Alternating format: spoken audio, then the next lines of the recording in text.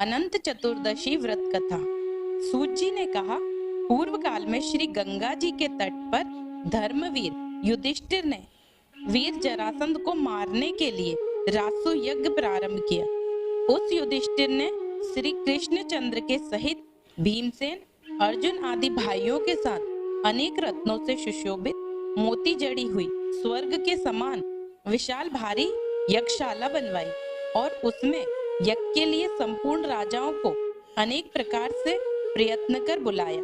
एक दिन गंधारी के गर्भ से उत्पन्न राजा धृतराष्ट्र का पुत्र, जो कि दुर्योधन नाम से विख्यात था, उस यज्ञशाला में आया। वहां कारीगरों की विविधता से उसे आंगन के स्थल भाग में जल की भ्रांति हुई और वह वस्त्र को ऊपर उठाकर धीरे धीरे चलने लगा। यह देखकर द्रौपदी आदि श्रेष्ठ स्त्रियां मुस्कुराने लगी और वह दुर्योधन आगे जाकर पानी को भूमि समझकर उस पानी के बीच में गिर पड़ा। यह देखकर संपूर्ण राजा लोग, ऋषिगण, तपस्वी और द्रौपदी आदि स्त्रियां हंसने लगी। यह देखकर राजाओं का भी राजा दुर्योधन अत्यंत क्रोधित होकर अपने मामा शकुनी के साथ अपने राज्य में जाने के लिए उद्यत हुआ। उस समय शकुनी ने अत्यंत मीठी वाणी में कहा कि हे राजन, अभी बहुत कार्य करना है, इसलिए आप क्रोध न करें। हे राजेंद्र, यज्ञशाला में चलने के लिए उठिए। तब ऐसा ही सही, यह कहकर राजा दुर्योधन यज्ञशाला में चला। यज्ञ संपूर्ण होने पर राजा लोग यज्ञशाला से अपने अपने राज्यों में जाने लगे। तदंतर दुर्योधन भी राजाओं के साथ हस्तिनापुर में आया। वहां पांडु के श्रेष्ठ पुत्र युधिष्ठिर, भीमसेन, अर्जुन आदि को बुलाया और अपने राज में जाकर जुआ खेलने लगा। उस जुए में निष्पाप पांडवों का संपूर्ण धन और राज्य आदि जीत लिया। तब भाइयों सहित युधिष्ठिर बड़ी विपत्ति को प्राप्त हो जंगल में वनचरों के समान रहने लगे। पांडवों के इस समाचार को सुनकर भाइयों सहित युधिष्ठिर को देखने की इच्छा से जगदीश्वर श्री कृष्ण वहां गए। सूत जी ने कहा, दुख से अत्यंत दुर्बल होकर वन में रहते हुए पांडवों ने जब श्री कृष्ण को देखा तो क्रम से पूजन आदि और प्रणाम किया। अनंतर युधिष्ठिर बोले, हे प्रभु, भाइयों सहित हमको यह अत्यंत दुख प्राप्त हुआ है। इस दुख स्वरूप सागर से हम कैसे छूटेंगे? सो कहिए, कौन से उत्तम देवता का पूजन करें अथवा कौन सा व्रत करें जिससे हमारा राज्य हमें मिले और आपकी कृपा से हमारा कल्याण हो। तब श्री कृष्ण ने कहा, हे युधिष्ठिर, पुरुषों और स्त्रियों के संपूर्ण पापों का नाश करने वाला अत्यंत उत्तम एक अनंत व्रत है। वह भाद्रपद मास के शुक्ल पक्ष की चतुर्दशी को होता है। उस व्रत के अनुष्ठान मात्र से संपूर्ण पापों का नाश होता है। राजा युधिष्ठिर बोले कि हे वासुदेव, आपने जो अनंत व्रत कहा सो वह अनंत कौन है? मुझसे सत्य सत्य कहिए। श्री कृष्ण ने कहा, हे धर्मराज, अनंत हमारा ही नाम है, इसे हमारा ही स्वरूप जानो। सूर्य आदि जितने ग्रह रूप हैं और काल समय जो कहे जाते हैं, वे सब पल, घड़ी, मुहूर्त, दिवस, रात्रि आदि रूप से पक्ष, मास, ऋतु, वर्ष, युग और काल आदि की व्यवस्था सब हमको ही जानो। यह जो काल हमने कहा है वह अनंत इस नाम से प्रसिद्ध है। वही काल रूप में पृथ्वी का भार उतारने के लिए इस कृष्ण नाम से उत्पन्न हुआ हूँ। दानवों का नाश करने और साधुओं की रक्षा करने के लिए वासुदेव के कुल में मुझे उत्पन्न हुआ जानो। ऐसा वचन सुनकर युधिष्ठिर बोले, हे जानने वालों में श्रेष्ठ, अनंत व्रत का महात्म्य और विधि क्या है सो सब हमसे विस्तार पूर्वक कहिए। इस व्रत का अनुष्ठान करने वाले प्राणियों को क्या पुण्य होता है, क्या फल मिलता है, क्या दान किया जाता है और किस देवता की पूजा की जाती है? पूर्व काल में यह अनंत व्रत किसने किया और मृत्यु लोक में किसके द्वारा प्रकाशित हुआ? विस्तार सहित इस अनंत व्रत को हमसे कहिए।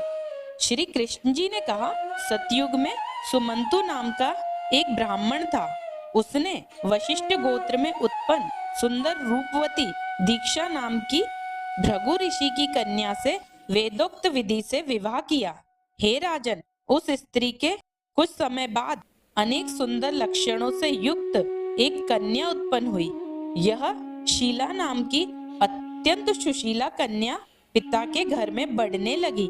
एक दिन उसकी पतिव्रता माता काल ज्वर के दाह से दुखी होकर नदी के जल में प्राण त्याग कर स्वर्ग को चली गई। तदंतर उस सुमंतु नामक ब्राह्मण ने धर्मपुंस ब्राह्मण की दुशीला नाम की कन्या से विधिवत विवाह किया। वह कन्या नाम के सदृश ही दुष्ट स्वभाव की, कर्कश वचन बोलने वाली और बड़ी प्रचंड थी। और वह शीला नाम की कन्या पिता के घर में गृह कार्य करने में बड़ी चतुर हुई। वह दीवालों में बाहर के दरवाजों के ऊपर स्वास्तिक, शंख, कमल, नीले, पीले, सफेद और काले रंगों से अनेक प्रकार के चित्रों को लिख लिख कर सजाया करती थी। इसके अनंतर इसी तरह बहुत दिन बीतने पर कौमारी अवस्था में प्राप्त वह कल्याणी शीला पिता के घर में बड़ी हो गई। उसको देखकर पिता चिंता करने लगा कि यह कन्या पृथ्वी पर किस गुणवान वर को दे। ऐसा विचार कर दुखी होने लगा। इसी समय मुनियों में उत्तम वेद वेदांग को जानने वाले कौंडिन्य नाम के मुनि विवाह की इच्छा से आए और बोले कि मैं तुम्हारी रूप गुणयुक्त कन्या से विवाह करना चाहता हूँ। ऐसा सुनकर कन्या के पिता ने शुभ दिन में ब्राह्मणों में श्रेष्ठ कौंडिन्य को अपनी कन्या दे दी। और हे धर्मराज, सुमंतु ने वेद की विधि से उसका विवाह कर दिया। उस समय वहां पर शुभ मंगलाचार होने लगे। स्त्रियां गीत गाने लगी और ब्राह्मण लोग स्वास्तिक वचन करने लगे। इस प्रकार विवाह क्रिया संपन्न करके ब्राह्मण ने अपनी कर्कशा स्त्री से कहा, दामाद के संतोष के लिए कुछ द्रव्य आदि दहेज में देना चाहिए। ऐसा सुनकर वह कर्कशा क्रोध में आकर घर की शोभा बिगाड़ती हुई जो कुछ था उसे पेटी में बंद करके दामाद से बोली कि आप अपने घर जाइए, हमारे घर में कुछ भी द्रव्य नहीं है। यदि विश्वास ना हो तो देख लीजिए। हे पार्थ, ऐसा सुनकर सुमंतु उदास हुए किंतु चुप रहे और उस कन्या ने भोजन से बचे हुए अन्न आदि से मार्ग का संबल बनाया। कौंडिन्य मुनि भी नवविवाहिता सुमंतु की कन्या शीला को बैलगाड़ी पर बैठाकर धीरे धीरे मार्ग में चलने लगे। जाते हुए पवित्र यमुना नदी को देखकर उसके किनारे गाड़ी खड़ी करके शिष्यों को उसकी देखरेख में नियुक्त कर स्वयं स्नान, संध्या आदि आवश्यक कार्य करने गए। मध्याह्न में भोजन के समय रथ से उतरकर नदी के किनारे उस शीला ने लाल वस्त्र पहने हुए स्त्रियों के झुंड को देखा। उन स्त्रियों के समूह को चतुर्दशी में भक्ति पूर्वक श्री जनार्दन भगवान का पूजन करते देखकर उसके पास जा वह शीला धीरे से पूछने लगी कि हे पूज्य स्त्रियों, यह क्या करती हो? इस प्रकार के व्रत का क्या नाम है? ऐसा सुनकर शीला से वे स्त्रियां बोली, यह अनंत का व्रत है। इसमें अनंत भगवान की पूजा की जाती है। ऐसा सुनकर शीला ने कहा कि मैं भी इस उत्तम व्रत को करूंगी। इस व्रत की क्या विधि है? इसमें क्या दान होता है? कौन देवता पूजे जाते हैं? वे स्त्रियां बोली, हे शीले, उत्तम अन्न को प्रस्थ मात्र एक सेर लेकर मालपुआ आदि पकवान बनाकर आधा ब्राह्मणों को देवें और आधा स्वयं भोज करें। फिर शक्ति के अनुसार दक्षिणा देवें और यह व्रत नदी के तट पर करें तथा भगवान की कथा सुने। कुशा के शेषनाग बनाकर बांस के पात्र रखें। फिर स्नान कराकर मंडल के भीतर रखकर उस अनंत भगवान का विधिवत पूजन करें।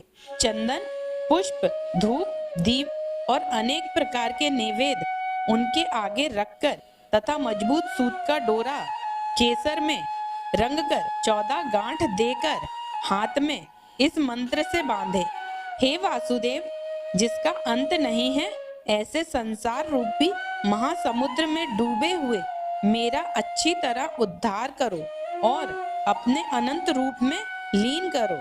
हे सूत्र रूपी अनंत भगवान, आपको बार बार प्रणाम है। इस प्रकार सूत्र रूपी अनंत को हाथ में बांधकर स्वस्थ चित्त हो भोजन करें। संसार रूपी अनंत नारायण का ध्यान करके भोजन कर अपने घर जाएं। हे भद्रे, यह व्रत तुमसे कहा। श्री कृष्ण बोले, हे राजेंद्र, प्रसन्न चित्त से ऐसा व्रत का विधान सुनकर उस शीला ने भी सुंदर डोरे को बाएं हाथ में बांधकर व्रत किया। जैसे 14 गांठ देकर बाएं हाथ में बांधना कहा था, वैसे ही बांधकर पाथेय संबल जो बचा था उसका आधा ब्राह्मणों को दे, बाकी स्वयं खाया। फिर प्रसन्न चित्त हो जब पति के साथ बैलगाड़ी में बैठकर अपने घर को गई, तभी से उसको शुभ सगुनों से व्रत के प्रति विश्वास हो गया। अनंत व्रत करने से गोधन आदि से युक्त और धन्य धान्य आदि से उसका घर भरा पूरा हो गया। वह सोने में पिरोए माणिक्य और मोतियों के हारों से भूषित रहती और उसके यहाँ इतने अतिथि आने लगे कि वह पूजन में सर्वदा व्यस्त रहती थी। मणि में स्वर्ण के हारों से भूषित हुई वह मणि युक्त करधनी तथा मोतियों की मालाओं से अलंकृत उत्तम वस्त्र पहनी हुई सावित्री के समान शोभित होने लगी और घर में पति के साथ आनंद से रहने लगी। किसी समय उसके पति कौंडिन्य ने बैठी हुई शीला के हाथ में बंधा हुआ सुंदर डोरा देखा। उसको देखकर वह बोला कि हे शीले, यह डोरा क्या मुझे वश में करने को बांधा है? तुमने इसे क्यों धारण किया है? इसका कारण कहो। यह सुनकर शीला बोली, जिसके प्रसाद से संपूर्ण धन्य धान और संपदाएं मनुष्य को मिलती हैं, वही अनंत मैंने धारण किया है। श्री कृष्ण कहते हैं, हे पांडुपुत्र, लक्ष्मी के मद से अंधे हुए शीला के पति उस ब्राह्मण ने शीला का वचन सुनकर उसके डोरे को जल्दी से तोड़ डाला और वह कौन अनंत है ऐसा कहते हुए पापात्मा उस मूर्ख ने डोरा जलती हुई अग्नि में डाल दिया। तब शीला ने व्याकुल होकर हाहाकार करती हुई दौड़कर डोरे को लेकर दूध में डाल दिया। उस पाप कर्म से उसकी लक्ष्मी क्षीण होने लगी। गौ आदि को चोर ले गए, घर में आग लग गई, धन नष्ट हो गया। जो जिस प्रकार घर में आया था वह उसी प्रकार फिर चला गया। कुटुंब में भी कलह होने लगा, भाइयों में लड़ाई होने लगी। अनंत को फेंकने के पाप से दारिद्र्य घुस गया। हे युधिष्ठिर, उसके साथ संसार में कोई बातचीत न करता। वह शरीर से अतिशय संतप्त हो गया और मन से भी दुखी बड़े भीषण दुख को प्राप्त हुआ। तब उस कौंडिन्य ने स्त्री से कहा कि हे शीले, मैं सहसा उत्पन्न हुए शोक के कारण दुखी हो गया हूँ। मेरा संपूर्ण धन नाश हो गया है। स्वजनों से कलह होता है, मुझसे कोई बोलता नहीं। शरीर में नित्य ज्वर आदि ताप रहते हैं। चित्त में बड़ा भारी खेद होता है। इस अनर्थ का क्या कारण है, क्या तुम जानती हो? और क्या करने से भाग्य अच्छा होगा? तब सुंदर वस्त्र वाली शीला पति से बोली कि अनंत को फेंकने के पाप का यह फल है और अब हे महाभाग, उसके लिए उपाय करें तो फिर सब हो जाए। शीला के ऐसा कहने पर वह महर्षि मन से हरि भगवान की शरण में गए। इसके अनंतर वह कौंडिन्य निर्वेद को प्राप्त होकर वन को चला गया और उत्तम ब्राह्मण वायु का भक्षण कर तप करने लगा और उस परमेश्वर का मन से ध्यान करने लगा, जिसके प्रसाद से मुझे धन आदि मिला, जिसके अपमान करने से मैं निर्धन होकर दुख को प्राप्त हुआ तथा यह सारा धन आदि मुझको अतिशय सुख और दुख को देने वाला हुआ। ऐसा विचार करते हुए गहन वन में फिरने लगा। वहां पर उसने फूला हुआ एक आम का वृक्ष देखा जिस पर एक भी पक्षी नहीं था और करोड़ों कीड़े लगे हुए थे। उस आम के वृक्ष से उसने पूछा कि हे सौम्य, तुमने कहीं अनंत भगवान को देखा हो तो कहो, मेरे चित्त में अतिशय दुख है। यह सुनकर आम का वृक्ष बोला कि हे ब्राह्मण, मैंने अनंत को नहीं देखा। यह सुनकर वह दुखी होकर चल दिया और अनंत भगवान को कहाँ देखेंगे ऐसा विचार करता हुआ घूमने लगा। इतने में बछड़े सहित एक गाय को देखा जो वन में इधर उधर दौड़ रही थी। हे पांडव, वह ब्राह्मण गैया से बोला, हे गौ, तुमने यदि अनंत भगवान को देखा हो तो कहो। तब गौ बोली कि हे कौंडिन्य, मैं अनंत को नहीं जानती। वहां से आगे जाकर घास पर बैठे हुए ऋषभ को देखकर उससे पूछने लगा कि हे गौ के पति, तुमने अनंत भगवान को देखा है? वह वृषभ बोला, मैंने अनंत भगवान को नहीं देखा। इसके बाद आगे जाते हुए कौंडिन्य ने बड़ी सुंदर 2 पुष्करिणी तलैया देखी जिनका जल इसमें से उसमें और उसमें से इसमें आता जाता हुआ अनेक प्रकार से किलौल करता था और कमल, कहार, कुमुदिनी आदि के पत्तों से सुशोभित हो रहा था। भ्रमर, हंस, चकोर, बगुला आदि को से सेवित ऐसी उक्त वापियों को देखकर ब्राह्मण ने उनसे पूछा कि तुम दोनों ने अनंत भगवान को तो नहीं देखा है? यह सुनकर वे पुष्करिणी बोली कि हे द्विज, हमने अनंत भगवान को नहीं देखा। उसके बाद आगे जाकर एक गधा और एक हाथी दिखा। उन दोनों से भी ब्राह्मण ने पूछा कि आप लोगों ने तो कहीं अनंत भगवान को नहीं देखा? इस प्रकार सबसे पूछता हुआ वह ब्राह्मण निराश हो उसी जगह बैठ गया। हे राजन युधिष्ठिर, वह कौंडिन्य जीवन से निराश और बड़ा विकल हो गया। बहुत गर्म ऊर्ध्व श्वास लेकर भूमि में गिर पड़ा। कुछ देर बाद जब होश में आकर हे अनंत ऐसा कहते हुए उठा तो अपने चित्त में निश्चय किया कि अब मैं प्राणों को त्याग दूंगा। श्री कृष्ण कहते हैं, हे धर्मराज, जब उस ब्राह्मण ने प्राण देने के लिए वृक्ष में फांसी लगाई, उसी समय दयार्द हृदय हो अनंत भगवान प्रत्यक्ष व्रत ब्राह्मण का रूप धारण कर बोले कि यहाँ आओ। यह कहकर उस कौंडिन्य का दाहिना हाथ पकड़कर एक गुफा में ले गए। उस गुफा में कौंडिन्य ने एक शहर देखा जिसमें बड़े रूपवान स्त्री पुरुष विद्यमान थे और शुभदायक दिव्य सिंहासन पर भगवान बैठे थे, जिनके अगल बगल शंख, चक्र, गदा और गरुड़ शोभायमान हो रहे हैं।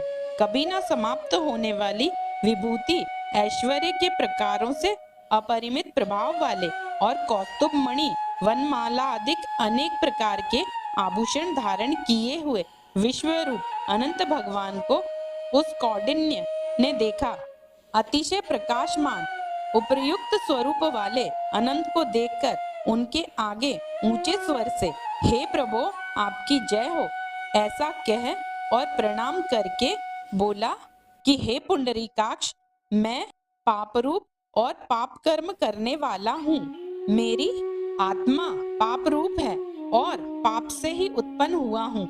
मेरी रक्षा करें और मेरे संपूर्ण पापों को नष्ट कर दें। उसका वचन सुनकर अनंत भगवान बड़े कोमल वचन से बोले कि हे विपेंद्र, डरो मत, जो तुम्हारे मन में हो सो कहो। कौंडिन्य ने कहा, हे प्रभु, मैंने धन से उन्मत्त होकर अनंत का डोरा तोड़ डाला। उस पाप कर्म से मेरा धन नष्ट हो गया। घर में अपने जनों से कलह होता है, जिस कारण मुझसे कोई भी नहीं बोलता। इस प्रकार दुखी हो आपकी दर्शन की इच्छा से मैं जंगल में फिरने लगा। हे देवताओं के भी स्वामी, आपने कृपा कर अपना दर्शन दिया। अब मुझ पर दया करके उस पाप को शांत करिए। श्री कृष्ण बोले, हे युधिष्ठिर, भक्तों से प्रसन्न किए गए देवता क्या नहीं देते। अनंत भगवान भी उस ब्राह्मण का वचन सुनकर बोले। अनंत भगवान ने कहा, हे कौंडिन्य, तुम अपने घर जाओ, देरी मत करो और भक्ति पूर्वक 14 वर्ष तक अनंत का व्रत करो। इससे संपूर्ण पापों से छूटकर पुत्र पौत्र को उत्पन्न कर इच्छित भोगों को भोग कर सिद्धि पाओगे।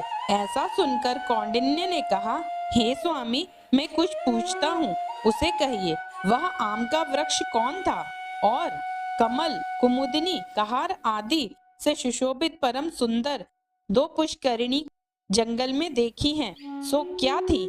वह गधा कौन था? वह हाथी कौन था? वह उत्तम वृद्ध कौन था?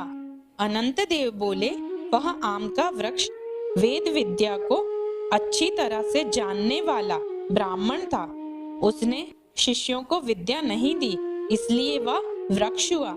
और जो गौ देखी थी वह बीज को खाने वाली पृथ्वी रही। और जो घास पर वृषभ देखा था वह सत्यलोक में धर्म था और धर्म अधर्म का निर्णय ठीक से नहीं करता था। वह पुष्करिणी दोनों बहन और ब्राह्मणी थी।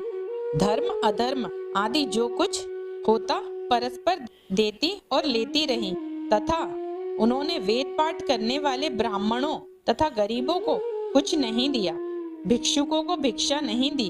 उस पाप कर्म से दोनों का जल आपस में इधर का उधर और उधर का इधर होता रहता है। और वह गधा जो देखा वह क्रोध था, जो हाथी देखा वह अभिमान था, और जो ब्राह्मण था वह मैं ही अनंत हूँ, और जो गुफा थी वह कठिन संसार सागर है। ऐसा कहकर भगवान अनंत उसी जगह अंतर्ध्यान हो गए। 14 वर्ष तक अनंत व्रत करके जैसा अनंत भगवान ने कहा था वह सब सुख भोग कर फिर अंत में अनंत लोक को गया। इसी तरह से हे राज ऋषि, तुम भी कथा सुनते हुए व्रत करो, जिससे तुम्हारे भी सभी मनोरथ पूर्ण होंगे। तुम भी सब सुख भोग कर अनंत लोक को प्राप्त होगे। अनंत भगवान की जय। जय श्री कृष्ण।